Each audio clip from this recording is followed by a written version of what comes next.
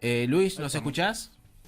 Ahora sí los escucho, sí. Bueno, Muy buenas bienvenido, tardes. bienvenido a Uteric en directo, acá estamos. Hola, buenas tardes, ¿cómo les Bienvenido. va? Un ¿Todo gusto de bien? estar con ustedes. Un Bueno, gusto Luis, ¿cómo te decimos? Porque Toto, hay un Toto famoso en este en este momento, momento. que es el benemérito Colega. ministro de No, Economía. no, no me hace el honor. No, no, por eso. Yo, pero soy Toto, o sea, Bueno, vos sos el tengo De primer bastante antes. Toto, de difundido el antes. apodo y todo el mundo me conoce por Toto, ¿no? Toto Balestri, muy bien. Sí, Bueno, exactamente. Toto, bueno, entonces, bienvenido y gracias por el tiempo. La verdad que este tipo de charlas a nosotros nos ayuda un montón como sindicato, ¿no? Como para entender un poquito la realidad y desde una visión también, un poquito también desde el lugar de análisis y de charla y de catarsis también, porque uno a veces charlando trata de sacar el estrés del momento, sobre todo en este momento que es tal vez el peor escenario de los que planteábamos el año pasado, ¿no? Un gobierno totalmente anti trabajador, anti movimiento sindical, anti peronista totalmente, Anti-Argentina. anti Antiderechos. todo, ¿no? Nos juntó a todos en contra. Así que nada, contarnos un poquito cuál es tu visión desde la economía tal vez, pero también desde lo humano, desde lo argentino y militante. La verdad, como decías vos, el momento es terrible, es algo impensado. La aparición de este personaje con algunos rasgos bastante particulares para no ser ofensivo, pero que no masca vidrio, o sea, no se pierde. Eh, Él va al frente con un dogmatismo impresionante hasta que choca contra alguna pared. Cuando choca alguna pared, reconstituye Ujú. posición, negocia y en base a esas negociaciones va consiguiendo que le aprueben, o sea, lleva casi, no llega a medio año, pero no le falta mucho, con un decreto de necesidad y urgencia, que es lo que le permite hacer un montón de cosas, y que posiblemente sea más importante ese DNU que la ley base que hoy se está discutiendo en el Parlamento. Hay algo imperioso de la necesidad de voltear, porque es en función de eso donde se está produciendo muchos cambios. La verdad es un escenario, a mí me resultaba bastante impensado que se pudiera producir. Creo que es un hecho inédito de alguien que ascribe a una escuela marginal de economía, esté ejerciendo la primera magistratura de un país como la Argentina, que no es un cualquier país. Nosotros estamos hoy entre los primeros 40 países en lo que hace a PBI y en función de la potencialidad por un montón de cosas, pero fundamentalmente por la calificación de nuestro trabajo y por el desarrollo tecnológico que tenemos, eso nos ubica entre los primeros países del mundo. Eh, y bueno, o sea, hoy no sé, o sea, es a dónde podemos llegar a ir. Realmente es muy preocupante la situación en la cual estamos teniendo. Y que se coordina, o sea, esto no es económico, con un momento también particular, en parte vos lo has planteado, que es la crisis del peronismo, ¿no? Digamos, algunos dicen que estamos en crisis porque perdimos la elección. Yo creo que perdimos la elección porque la crisis era antes. O sea, no supimos en el último gobierno encontrar un modo ordenado de poder llevar las cosas adelante. El Estado, que de por sí venía mal, porque el Estado argentino es un Estado que viene en descomposición desde la década del 70, los destrozos que hacen los neoliberales nunca lo hemos alcanzado a reconstruir a lo que era en aquel entonces, y esto o sea, nos ha llevado a una situación de un Estado que no, o sea, que esencialmente no ofrece soluciones a los problemas de las personas. A mí no me gusta hablar de gente, Yo creo que el sujeto político es el pueblo, no es la gente. Eh, y bueno, eh, es un poco esa la situación en la cual estamos, por la cual, digamos, el terreno hacia el futuro es bastante incierto. No quiero ser demasiado pesimista porque es lo que menos, o sea, digamos, no me cabe ninguna duda que tenemos que ir a la lucha y no me cabe ninguna duda que esa lucha la tenemos que hacer con alegría, porque solamente con alegría, decía don Arturo Jaureche, se puede llegar a vencer. Pero conociendo la realidad también, conociendo la realidad, nuestra dirigencia es una mala dirigencia, nuestra dirigencia política. La prueba más evidente es ustedes hablaban hace un rato, le ofrecían una mano, al que quiso, no quiere nombrarlo Sí, tal cual. ministro de Economía. Bueno, no me vas a decir que un peronista puede formar parte de este gobierno. Claro. Ese señor no fue nunca peronista. No fue nunca, a pesar de que despertó inquietudes y hubo muchos compañeros dentro del movimiento que lo apoyaron, pero se equivocaban de medio a medio, o lo apoyaban porque estaban en contra de la otra vertiente. Pero alguien que ascribe a este tipo de ideas no puede ser jamás peronista. O Eh, sea, es un poco mi sí. mirada, ¿no? Pocas veces tenemos oportunidad de hablar con un economista y también esta pregunta, ¿no? Hay dos países en el mundo que tienen sus singularidades muy marcadas, una es Japón y otra es Argentina. ¿Por qué la economía argentina es tan indomable? Porque tampoco es que este tipo, con este equilibrio fiscal y con la inflación bajando, es que tiene las cuentas claras, ¿no? Porque también está debiendo a todo el mundo, a medio mundo, no está girando la plata, bueno, a Camesa, que es de energía, es el mayor ejemplo, pero también nada, a las provincias, ¿no? Está como en falta con muchas cosas y la billetera gorda, pero la billetera gorda a partir de la deuda y de la pobreza de la gente, ¿no? Así que tampoco no hay garantía de que la economía esté estabilizada en este momento, por más que tengamos un dígito y salgan a festejarlo, ¿no? ¿Por qué la economía es tan difícil en Argentina? Yo creo que esencialmente nos cuesta trabajo porque no hemos logrado definir un proyecto como país, un proyecto nacional. Eh, Desde la irrupción del peronismo, y algunos dicen que, digamos, el proyecto alternativo nació antes, porque el antiperonismo nació con la marcha de la Constitución y la democracia unos días antes del 17 de octubre, que fue lo que había llevado a Perón a la cárcel. Desde allí hemos venido, como se dice, en un equilibrio estratégico. En determinado momento gobernamos, o sea, provocamos muchos cambios, sobre todo en el primer periodo.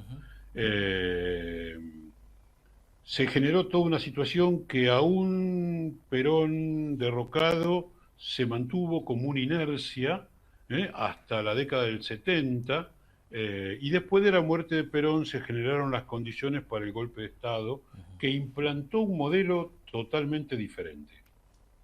Y de ahí en adelante la situación es digamos, de destruir nuestra posibilidad de ir adelante. El kirchnerismo, o sea, como una vertiente dentro del peronismo, significó la recuperación de muchas de las banderas y la concreción de muchos hechos, pero aún con todos los enojos que provoca en el poder real, como dice Cristina, hizo poco al lado de las transformaciones que había provocado el primer peronismo. Pero ni siquiera eso toleraron. Y ahí esa es nuestra situación. No hemos logrado definir un proyecto de país. Lamentablemente, en el 2019, lo tímido de Fernández nos hace perder una oportunidad al menos de recuperar algo y consolidar lo que se había conseguido en el proceso anterior. Muy bien. Luis, coméntame, en algún momento de tu carrera, ¿viste esto de la escuela austríaca que enuncia Milei? ¿Es una corriente de pensamiento válida, actual, o ¿Hay es una un materia, poco de chamullo? Luis, o es todo chamullo esto, viejo? No, la escuela austríaca existió, o sea, es una corriente económica, nació a mediados del siglo XIX en Viena. Karl Menger era el autor que empezó a trabajarlo. Se caracterizó porque tenían una concepción subjetiva del valor. En eso peleaban contra los clásicos, o sea, con Adam Smith o Ricardo, ¿no? Con una mirada diferente. Pero este proceso lo tomó, o sea, se armó una síntesis y quedó, si se quiere, englobado dentro de los neoclásicos. Para los austríacos posiblemente lo peor es decir el neoclásico, pero yo trabajo los austríacos dentro del contexto de los neoclásicos. O sea, hubo un autor que hizo una síntesis entre la teoría de los austríacos que trabajaron fundamentalmente en el individuo, y desde el individuo derivaron la demanda, y lo mezclaron con la teoría de Smith, que había trabajado la oferta, y sacaron la famosa teoría del mercado. Hubo un rebote ya en el siglo XX de la escuela austríaca a través del autor que siempre cita el presidente, o sea, von Mises, y el último fue von Hayek, que quizás es digamos, el autor más conocido. Inclusive hay algunos libros que plantean una alternativa, una comparación entre las teorías de Hayek y de Keynes. Lo cierto es que la escuela austríaca no gobernó, o sea, es marginal, es una parte dentro del liberalismo económico, y no gobernó en ningún lugar del mundo, porque las experiencias liberales que hubo en los últimos tiempos son del neoliberalismo, o sea, más de la vertiente norteamericana de Milton Friedman, y de la escuela de Chicago, o sea, los famosos Chicago Boys, que fueron los que implementaron las políticas económicas en Chile. Pero bueno, a nosotros lo que nos tocó y por eso en alguna medida está tratando de institucionalizarse como el gran hacedor de la escuela austríaca en todo el mundo. Y viaja para ofrecerse como eso, ¿no? Estamos viviendo en un laboratorio, Luis. Sí. Estamos en alguna medida en un laboratorio. Un laboratorio dramática por las consecuencias sociales que tiene. Claro. Y las consecuencias institucionales que va a tener para nuestro país, si llega a salir la famosa ley bases. Sí.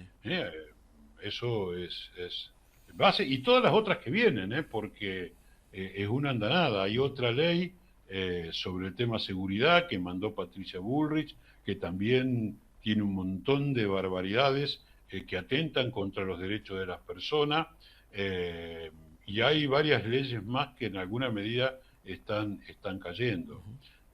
O sea que realmente no es darle herramientas, como dicen la oposición dialoguista, en el fondo es facilitarles la destrucción del país y la consolidación de una Argentina primarizada y dependiente. ¿Nati? Sí, bueno, sí, quería ver si y ampliábamos o si se podía ampliar un poco esto en eso que decías, bueno, no, la falta de esta identidad o de proyecto de país en común, ¿no? Como para poder pensarnos hacia el futuro. Y justamente, bueno, como decís, el DNU fue uno, la ley Ómnibus, ahora el proyecto de ley bases.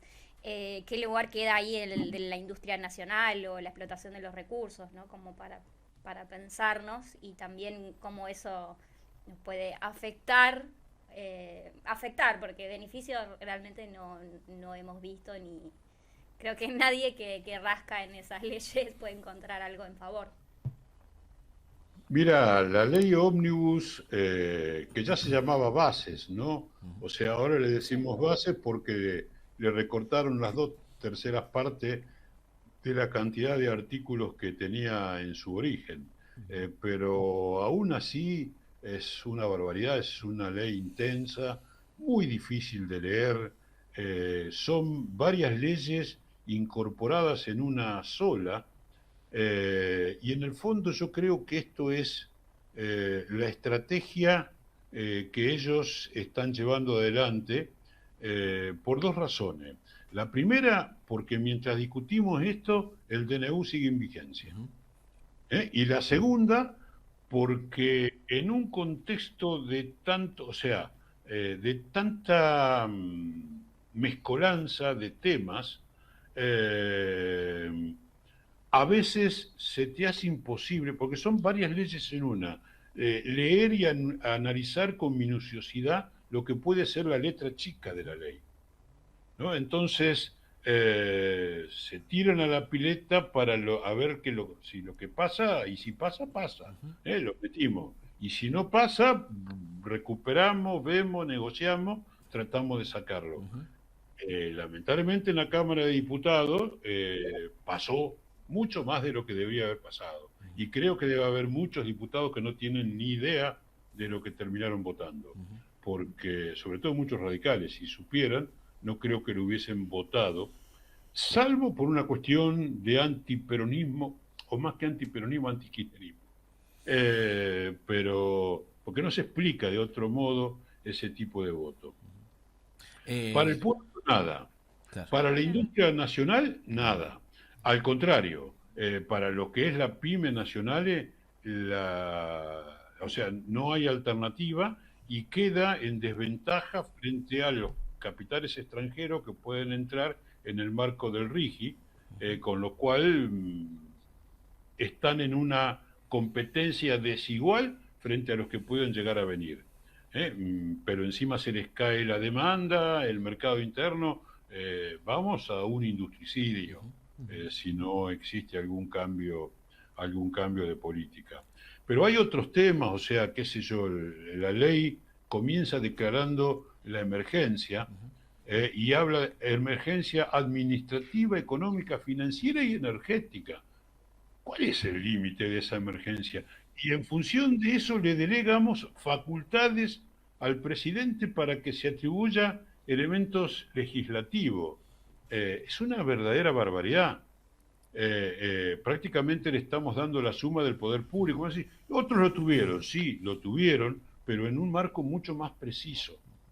No en algo tan ambiguo y amplio como, y hemos recortado 3 o 4 aspectos de la delegación de facultades que había en el proyecto anterior.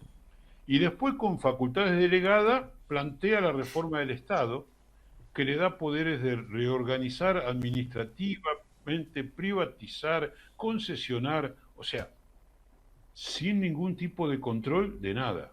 Realmente es una barbaridad lo que estamos. Y bueno, del punto de vista de ustedes, sindicalistas que defienden el derecho de los trabajadores, plantean la famosa modernización laboral.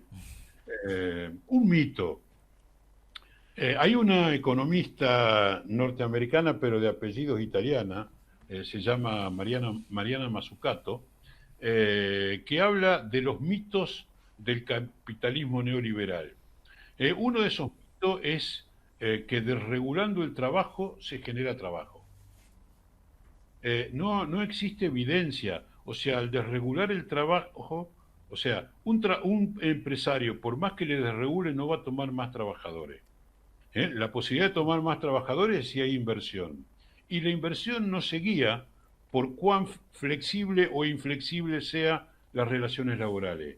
La inversión se guía por las expectativas de ganancia. Si, como ahora estamos en una fase depresiva, yo no tengo expectativa de ganancia, por más que me ofrezcan el oro o el moro, no voy a invertir, salvo en litio, en petróleo y en gas. O sea, ¿por qué? Y porque ese es el negocio del futuro. Esa es un poco la situación en que estamos, ¿viste? Por eso creo que hay que apoyar a los senadores. No faltan tantos votos como para tratar de que la ley no pase. Y después hay que ver qué estrategia se puede armar en diputados, fundamentalmente para tratar de bajar el famoso DNU, en función del cual hoy están gobernando. Bien. Toto, para ir cerrando un poco, ¿cuál es el consejo, seguramente vos como profesor también deberás tener muchas consultas extracurriculares de, che, ¿qué hacemos? ¿Para dónde vamos? ¿Qué tenemos que hacer? ¿Qué debería hacer un próximo gobierno peronista? ¿Qué programa económico debería tener? Primero me imagino yo de restauración de no solo el gobierno de Milei, que va a ser desastroso, sino de lo que vos venís diciendo, que tenemos una crisis dirigencial de muchos mandatos, no solamente de derecha, sino que también propios. ¿Qué programa debería tener un próximo gobierno peronista? Muy grande la pregunta. Te estoy poniendo una pregunta muy grande, discúlpame. Me acabo de dar cuenta. Yo te digo, algunos dicen que Adam Smith fue el fundador de la economía. Yo creo que hubo muchos y buenos economistas antes de Adam Smith.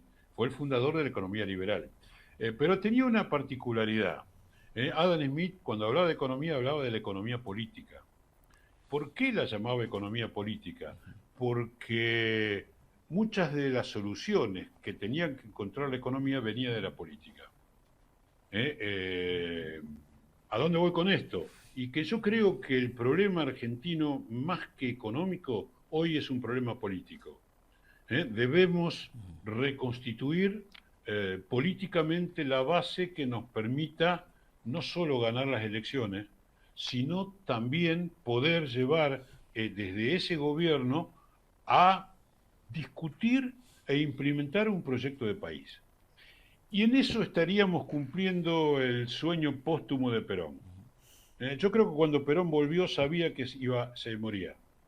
Y él se puso a trabajar con las últimas fuerzas que tenía, más allá de llevar adelante un gobierno, en tratar de elaborar un punteo de temas y convocar a la sociedad argentina, a la comunidad, a discutir la elaboración de un proyecto de país a partir de eso que él había elaborado, que es la última actualización de nuestra doctrina. Eso está pendiente, porque la dirigencia peronista que vino después nunca más lo volvió a retomar a esta idea del proyecto nacional. Quizás Cristina habló varias veces en el periodo anterior de la necesidad de convocar a otra fuerza, por ahí lo referenciaba más que todo a nuestra dependencia del tipo de cambio, o sea, dependencia del dólar, ¿no? Nuestros procesos inflacionarios no se deben a la emisión monetaria, sino que se deben a las corridas del dólar. Ella planteaba la necesidad de convocar a otras fuerzas políticas para tratar de hacerlo. No es fácil en el contexto actual, implica mucha cintura. Hoy vi en la televisión al mediodía a Kicillof reunido con el gobernador de Santa Fe anunciando algún acuerdo. A lo mejor empezamos por lo menos a sentarnos a charlar. Claro. A sentarnos a charlar y buscar algún tipo de acuerdo que permita implementar esto. A partir de allí, yo creo que no cabe ninguna duda que la economía argentina tiene que pasar por la industrialización. Los países desarrollados de primer mundo son países industriales. Una industria moderna, actualizada a los requerimientos actuales, lo cual implica retomar, en esto el kirchnerismo estuvo muy bien, las políticas tecnológicas que traíamos. No podemos avanzar en la industria si no desarrollamos tecnología. Y lo peor de todo es que las tenemos. Y tenemos la materia gris para poder trabajarla. Las universidades que están hoy, y el CONICET, y los organismos, el INTI, el INTA, el CONICET, de energía atómica, hay mucha materia gris como para poder trabajar en el desarrollo tecnológico. Creo que esencialmente pasa por ahí. Es así, es así. Bueno, estamos, obviamente, te vamos a tener llamando siempre porque me parece que son temas inabarcables y que también nosotros, no sé, hablo por mí, pero hablo también por gente que conozco también, le rehuimos un poco la economía, que es clave conocerla, cómo funciona, cómo habita nuestra vida constantemente. Así que vamos a estar ahí llamándote constantemente para este programa. A disposición de ustedes, yo tengo una larga historia en dos campos, o sea, como profesor universitario, más de 40 años, y como militante del movimiento peronista, más de 50 años. Me incorporé en el año 69 a la militancia universitaria peronista. en la misma agrupación que yo estudié en La Plata, me recibí que Néstor Kirchner, o sea, en la Federación Universitaria de la Revolución Nacional. Sí. Sí, a disposición de ustedes. Yo ya he cumplido prácticamente el ciclo de disputas por espacio de poder. Hoy creo que tengo esa experiencia y estoy dispuesta a transmitirla, así que a disposición de ustedes para cuando ustedes quieran. Gracias, Un Tato. Un placer. gran abrazo. Para la próxima. Chau, chau. Hasta pronto. Gracias.